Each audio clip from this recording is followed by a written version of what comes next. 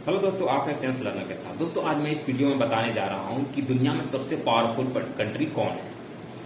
200 plus country है, इसमें सबसे ज्यादा पावरफुल कौन है। दोस्तों, इस वीडियो में आपको काफी नॉलेज मिलेगा और इस वीडियो को आप पूरा देखिएगा। दोस्तों, 1 जनवरी आने जा रहा है, 2022 आने जा रहा है। 1 जनवरी को इंडिया और पाकिस्तान के बीच में जितने भी हथियार होते हैं उनके नंबर एक्सचेंज किया जाता है। मतलब इंडिया के पास जितने हथियार हैं और पाकिस्तान के पास जितने हथियार हैं, दोनों एक दूसरे देश को शेयर करते हैं कि कितने उनके पास परमाणु बम है, कितने मिसाइल्स है, कितने सबमरीन है, सारा चीज को शेयर किया जाता है। दोस्तों, 1995 में ये स्टार्ट किया गया था। दोस्तों, आज हम फिर से बात करना चाहते हैं कि परमाणु हथियार क्यों बना, कैसे बना। दोस्तों, मैं शुरू से लास्ट तक बात करने जा रहा हूं। दोस्तों, सबसे पहले 1914 से 1918 के बीच में विश्व युद्ध होता है। वही समय से दोस्तों एक युद्ध की भावना छाती है लोगों के बीच में, कंट्री के बीच में। और 1914 से 18 के बीच में उतना डिस्ट्रक्शन नहीं होता है, लेकिन जब 1939 और 1945 मतलब 1939 से 1945 के बीच में बड़ा ही खतरनाक सेकेंड वर्ल्ड वार होता है, द्वितीय विश्व युद्ध। इसमें दोस्तों बहुत ही त्रासदी होती है और इस युद्ध में जो कंट्री होती है, जापान, जर्मनी एक साइड होते हैं और रसिया, ब्रिटेन जो इंग्लैंड भी है, और अमेरिका और फ्रांस सब एक साइड होते हैं, इंक्लूडिंग चाइना भी। तो हम बात करना चाहते हैं कि जापान उसमें इतना शक्तिशाली था कि वो अगर उसने उसे रोका नहीं जाता तो वो पूरी दुनिया में कब्जा कर लिया होता। उसने तो कोरिया द्वीप में पूरी तरह से कब्जा कर लिया, इवन चाइना, हांगकांग, इस सब में उसका कब्जा था। लेकिन उस समय 1945 में अमेरिका, रूस और ब्रिटेन इन तीनों दोस्त ने मिलकर युद्ध लड़ा और उसी समय अमेरिका ने परमाणु बम भी बना लिया। लेकिन उसके साथ रसिया और ब्रिटेन थे, लेकिन उन लोगों को शेयर नहीं किया। उन लोगों ने बताया भी नहीं कि हमने परमाणु बम बना लिया है। उनका परमाणु बम का नाम था ट्रिनिटी और मैनहट्टन द्वीप में इसको लॉन्च भी कर दिया और रसिया को भनक भी नहीं लगा।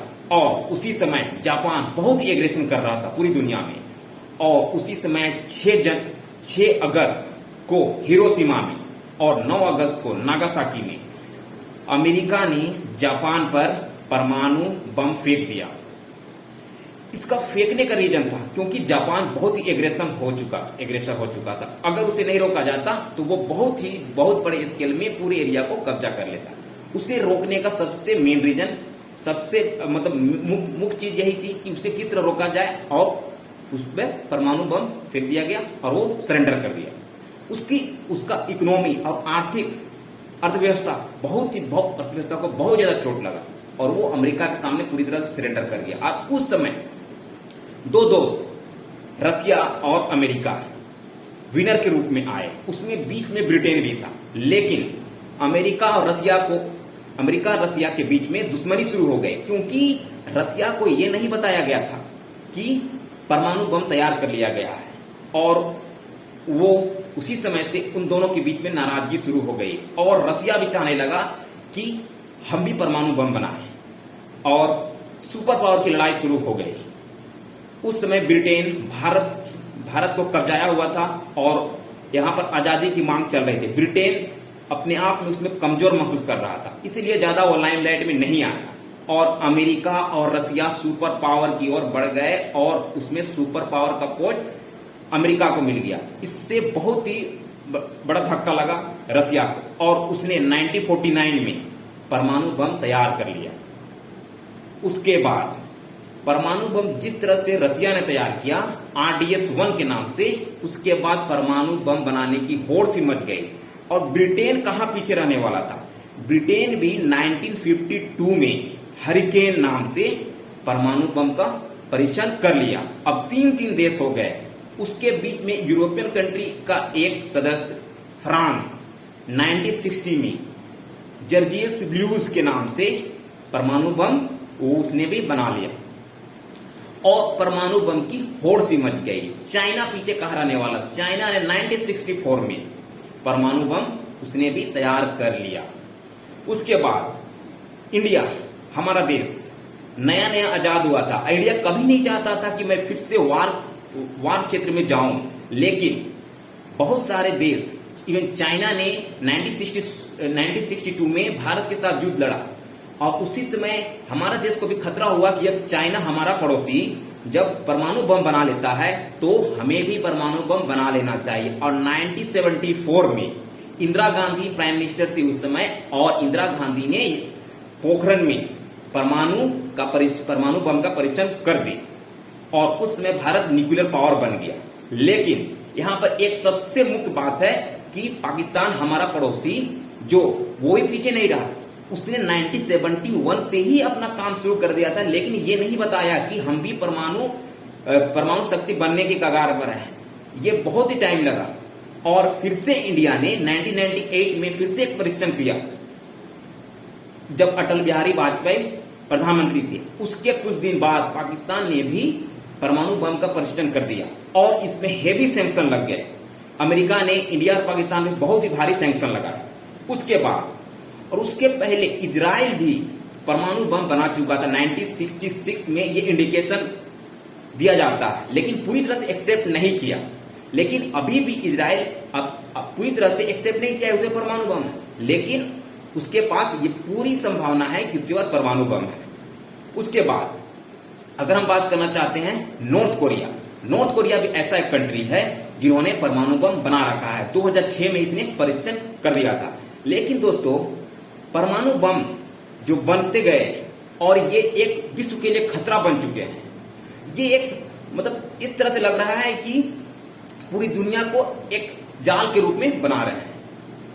और इस समय हर एक देश चाह रहा है कि मैं भी परमाणु संपन्न हो जाऊं। और इसी क्रम में 1968 में पूरे देश को इनविटेशन दिया जाता है कि हम लोग एक टेबल पर बैठे और जो परमाणु बम, न्यूक्लियर रिफॉर्म जो बनाया जा रहा है और न्यूक्लियर टेक्नोलॉजी एक दूसरे के साथ शेयर किया जा रहा है, बेचा जा रहा है, इसको रोकने के लिए एक काम करें। बहुत सारे कंट्री ने इस पर साइन किया। अमेरिका, चाइना, रूस, ब्रिटेन, फ्रांस, सभी ने साइन किए। और बोले, इसमें कहा गया कि ये घोषणा पत्र था कि जिसके पास परमाणु बम हैं वे तो या डिस्ट्रॉय कर दे या इसको बनाना छोड़ दे। लेकिन भारत उसमें चालाकपन का शो करते हुए इन्होंने साइन नहीं किया। इसका देख रेख में पाकिस्तान भी साइन नहीं किया, और इवन इजराइल ने भी साइन नहीं किया, क्योंकि अगर उस समय सरेंडर कर लिया जाता तो आज भारत, पाकिस्तान और इजराइल परमाणु संपन्न कंट्री नहीं होते। और उसी के क्रम में नॉर्थ कोरिया जो अभी परमाणु बम बना लिया है, लेकिन उस समय नॉर्थ कोरिया ने इस एनपीटी लॉ में, नॉन प्रोलिफरेशन ट्रीटी में साइन किया था कि हम परमाणु बम नहीं बनाएंगे। लेकिन उस ट्रीटी से नॉर्थ कोरिया बाहर हो जाता है 2003 में, और 2006 में परमाणु बम वो बना लेता है, क्योंकि उसे डर है कि अमेरिका कभी भी उसके यहां चढ़ाई कर सकता था, इसलिए उसने परमाणु बम बना लिया। और नॉर्थ कोरिया भी उसका पड़ोसी है, क्योंकि नॉर्थ कोरिया एक डेवलप कंट्री है, वहां पर अमेरिकन सैनिक अवेलेबल हैं, इसीलिए नॉर्थ कोरिया को हमेशा डर रहता है, इसलिए उसने परमाणु बम अपना बना लिया। और रसिया की हम बात करना चाहते हैं। रसिया जो बहुत ही बड़ा देश था जब विश्व युद्ध संपन्न हुए थे, सेकेंड विश्व युद्ध, उस समय रसिया इतना बड़ा था कि भारत से 4 गुना 5 गुना बड़ा था। लेकिन अमेरिका और रूस जब सुपर पावर की होड़ होने लगी, दोनों में वैचारिक मतभेद शुरू हो गया और रसिया धीरे धीरे कमजोर पड़ता गया। और 1990 में रसिया 15 देशों में टूट गया, और अभी भी रसिया पूरी दुनिया में सबसे बड़ा कंट्री है। उसके कुछ पार्ट यूक्रेन, कजाकिस्तान, बेलारूस, इन सब बहुत सारे और कंट्री है, अजरबैजान, ये सब है कंट्री। तो उनमें से 3 ऐसे कंट्री हुए जिनके पास भी परमाणु बम थे। बेलारूस को 81 परमाणु बम दिया गया था रसिया के द्वारा, और कजाकिस्तान को भी 1400 परमाणु बम। उसके बाद यूक्रेन के पास भी 3000 परमाणु बम थे। उन्होंने सभी ने इस परमाणु बम को नष्ट कर दिया और एनपीटी ज्वाइन कर लिया, वो ग्रुप जिसमें परमाणु बम रोकने के लिए एक लॉ बनाया गया था। इससे कबल साउथ अफ्रीका में 1980 में परमाणु बम 6 परमाणु बम बनाए और उसके बाद उन्होंने 1990 में नष्ट कर दिया और उसने एनपीटी ग्रुप को ज्वाइन कर लिया। और इस तरह से अभी भी परमाणु बम बनाने की होड़ है, क्योंकि अभी भी बहुत सारे कंट्री चाहते हैं कि हम भी परमाणु संपन्न बन जाए। उसमें सबसे लाइन में खड़ा है ईरान, टर्की, यूएई। ये सब कंट्री हैं जो चाहते हैं कि परमाणु संपन्न बन जाए, क्योंकि जिसके इसके पड़ोसी परमाणु संपन्न है वे चाहते हैं कि हम परमाणु बम बना ले ताकि मेरे पड़ोसी से हमें कोई खतरा ना हो। और अभी इस तरह से और आगे देखने को मिलेगा कि बहुत सारे कंट्री धीरे धीरे परमाणु बम बनाने की ओर आगे बढ़ते जाएंगे। और ये एक बहुत ही बड़ा खतरा है। जब अगर किसी भी देश के साथ युद्ध होता है जो परमाणु संपन्न है, तो उसका मतलब क्या होता है कि जब हम युद्ध कर रहे हैं, अगर हम हारने के पोजीशन में हैं, तो उसका हथियार होता है परमाणु बम। बना के किस चलते रखा है? क्योंकि हम अपने युद्ध में इस्तेमाल करें। तो अगर वो युद्ध में इस्तेमाल करता है तो बहुत ही हेवी डिस्ट्रक्शन देखने को मिलेगा, क्योंकि अगर पूरी दुनिया में इतने परमाणु बम है, अगर एक साथ सब छोड़ दिए जाए तो पूरी दुनिया समाप्त हो सकती है। सबसे ज्यादा परमाणु बम बनाने में अभी सबसे पहले रसिया है। लगभग 6800 परमाणु बम उसके पास है, जो पूरी दुनिया को खत्म कर सकते हैं। अमेरिका के पास 5800 परमाणु बम है, फ्रांस के पास 290, चाइना के पास 320, 260 परमाणु बम है ब्रिटेन के पास, पाकिस्तान के पास 160, इंडिया के पास 140, 90 परमाणु बम है इजराइल के पास, 40 से 50 परमाणु बम है नॉर्थ कोरिया के पास। और बहुत सारे ऐसे कंट्री है जिन्होंने परमाणु बम बना के रखा है, लेकिन डिस्क्लोज नहीं करते हैं, क्योंकि उनको डर है कि कहीं ना कहीं जो 5 यूनाइटेड नेशन के जो मेजर कंट्री हैं, अमेरिका, चाइना, फ्रांस, ब्रिटेन, रसिया, उन पर उन लोग सैंक्शन लगा देंगे, जिससे उनके साथ व्यापार नहीं किया जाएगा और वो आइसोलेट हो जाएंगे, जिस तरह से इंडिया और पाकिस्तान के बीच हुआ था 1998 में। तो ये बहुत ही सेंसिबल मुद्दा है और ये होड़ चल रहा है। ईरान अभी सबसे एग्रेशन के रूप में ईरान आ रहा है कि हम परमाणु बम बनाएंगे, क्योंकि इजराइल उसका घोर दुश्मन है और वो चाहता है कि इजराइल ने टक्कर करना है तो परमाणु बम मेरे पास होना चाहिए। तो दोस्तों, अगर ये इंफॉर्मेशन आपको ठीक लगा तो आप इसे लाइक कीजिए, चैनल को सब्सक्राइब कीजिए और बेल प्रेस को ऑन कीजिए और वीडियो को शेयर कीजिए। दोस्तों, थैंक यू।